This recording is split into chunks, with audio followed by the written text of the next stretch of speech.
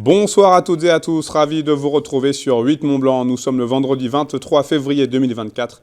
Il est 18h, c'est l'heure du journal, vous le savez, préparé par la rédaction. Voici les titres. Malgré toutes ces péripéties, le Conseil Savoie-Mont-Blanc continue en mode très restreint.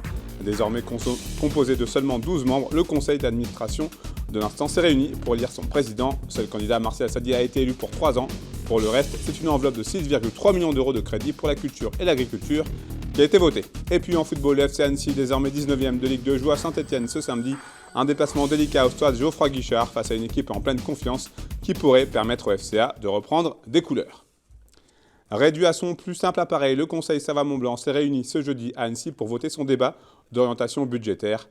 Pour 2024, l'action bidépartementale disposera d'un budget plus réduit que jamais, avec une enveloppe prévisionnelle de 6,3 millions d'euros, des fonds essentiellement destinés à la culture.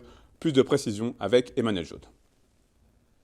Si la structure composée il y a encore peu de temps de plusieurs dizaines de membres est toujours vivante et opérante, le Conseil Savoie-Mont-Blanc est aujourd'hui réduit à son strict nécessaire.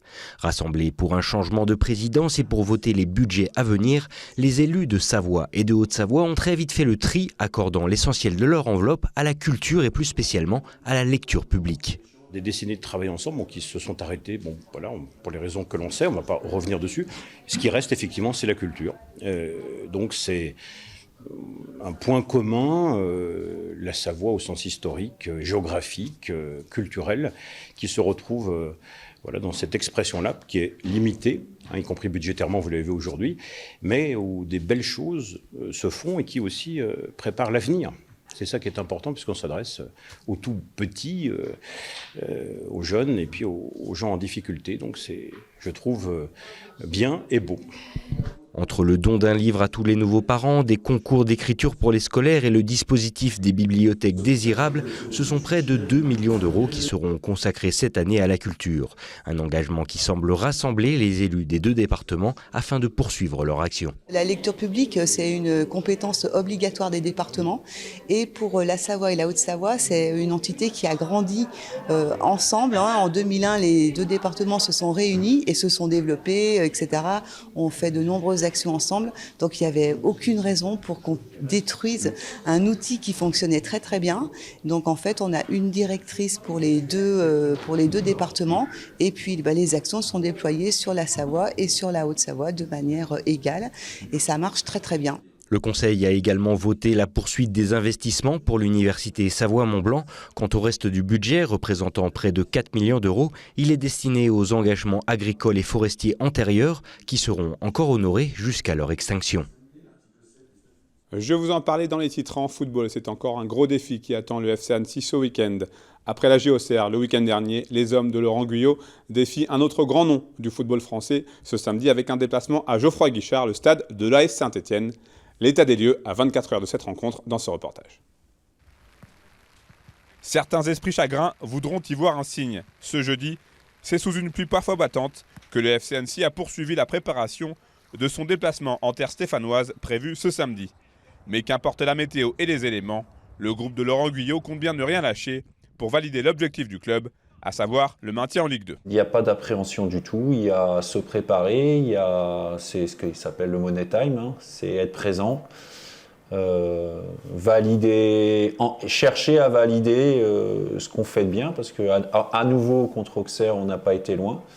Et pour être tout à fait honnête, j'ai eu le sentiment cette semaine de voir un groupe qui avait envie de prendre les choses en main et d'aller en découdre, plus que des gens qui subissaient et qui commençaient à se décourager. On savait que cette deuxième saison de suite en Ligue 2 serait très compliquée pour les Annéciens. Les voir lutter pour arracher leur maintien est donc tout sauf une surprise. Ce samedi, la mission des Reds sera de relancer la machine sur la pelouse d'un club 10 fois champion de France. Preuve de la difficulté de l'antichambre de l'élite du football français. Qui a été régulier dans ce championnat, mis à part Auxerre ? La Ligue 2 est très particulière. C'est une discussion que j'ai pratiquement à chaque fois quand on a la chance d'avoir Aimé Jacquet qui vient au match et donc il descend à chaque fois au vestiaire pour débriefer un petit peu. Et à chaque fois, il me dit la même chose. Mais il m'a dit, mais tu sais Laurent, la Ligue 2, c'est l'enfer. Je reprends ces termes. Alors l'enfer, bien sûr, on met ça au niveau sportif parce que Mais oui, le niveau s'est élevé en termes de clubs, hein, Saint-Étienne, Bordeaux, Angers, Auxerre. On parle de clubs qui ont joué la Coupe d'Europe quand même. Hein. Cette rencontre face à l'AS Saint-Étienne au stade Geoffroy-Guichard, pour y défier une équipe qui reste sur 2 succès très convaincants, pourrait donc servir de tremplin pour enfin enclencher une succession de résultats positifs. Si on ne fait pas de série, on ne pourra pas réellement on pourra toujours s'en sortir, mais ce sera plus compliqué. Et c'est ce qui nous manque un peu, c'est de gagner le match et d'avoir cette opportunité de confirmer derrière. Et c'est sûr que nous, on arrive à gagner. Et si derrière, on fait 2 défaites, machin, ça reste plus compliqué. Donc, à Geoffroy-Guichard, c'est toujours plus sympa d'avoir une victoire référence. Donc, en tout cas, c'est un bon test week-end pour montrer ce qu'on vaut et qu'on n'est pas forcément à notre place. A noter que le staff haut-savoyard s'est étoffé cette semaine avec l'arrivée de Samuel Michel, un des tout meilleurs buteurs de l'histoire de la Ligue 2, au poste d'adjoint en charge des attaquants, de quoi inspirer les joueurs offensifs haut-savoyards. Rendez-vous donc à partir de 15h ce samedi. J'ai le plaisir à présent d'accueillir Fanny Savard pour sa chronique du vendredi soir. Les sorties de Fanny. Bonsoir Fanny. Bonsoir. Alors, on démarre par un festival de musique plein d'énergie. Du rock, du punk ou encore du métal pour bien démarrer ce week-end. Le Winter Rock Fest revient à l'Agora de Bonneville pour une 8e édition. Vous pourrez découvrir en live 8 artistes dans une ambiance festive et conviviale.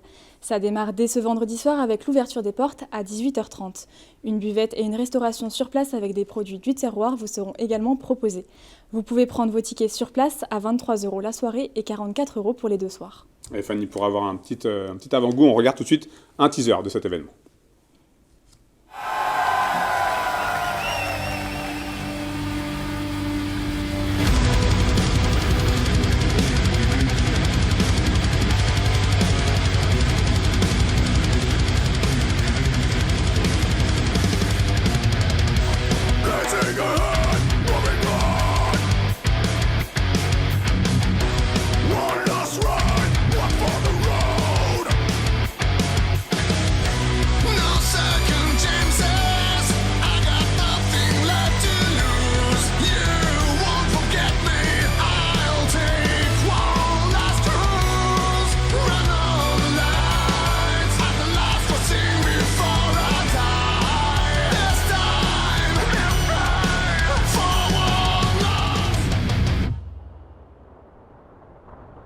Les fans apprécieront, ça envoie.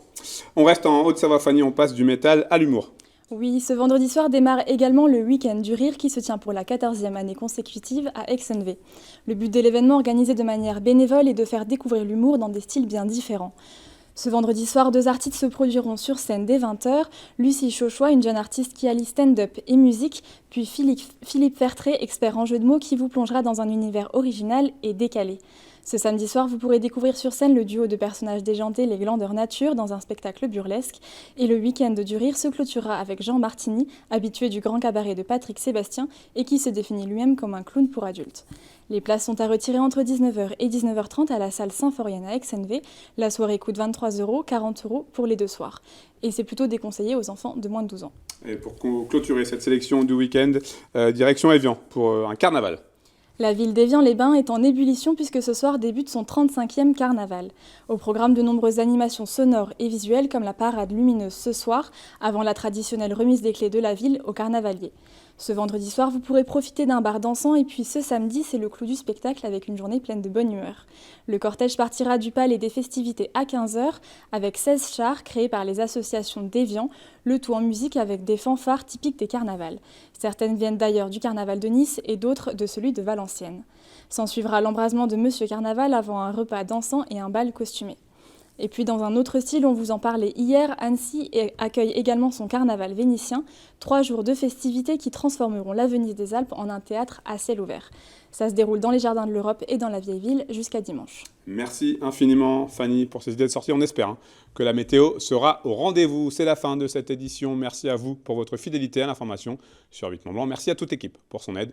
On parlait de la météo il y a un instant. Eh bien, vous avez tout de suite rendez-vous avec ce journal, après ce journal avec les nouvelles du temps de Thierry Paul. Passez une très belle soirée et un très bon week-end. La semaine prochaine, vous retrouverez Emmanuel Jaude pour le JT sur 8 Mont Blanc.